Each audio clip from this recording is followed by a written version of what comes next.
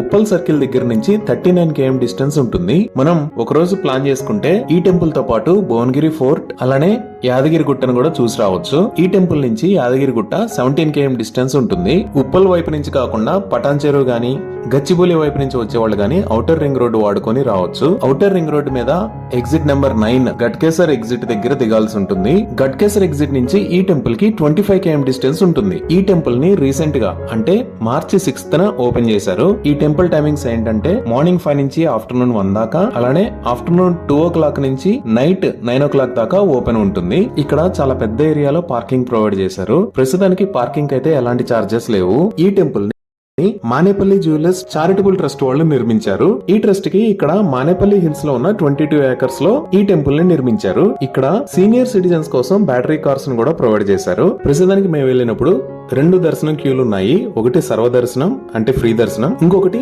అర్చన దర్శనం 100 రూపాయల టికెట్ ఉంది. సీనియర్ సిటిజన్స్ కోసం సెపరేట్ క్యూ కూడా ఉంది. వీల్ చైర్స్ ఫెసిలిటీ కూడా ఉంది. ఈ టెంపుల్ కి భోజనశాల మరియు అకామిడేషన్ కూడా ఉంది. ఇవి ఈ టెంపుల్ కి సంబంధించిన వివరాలు. Thank you.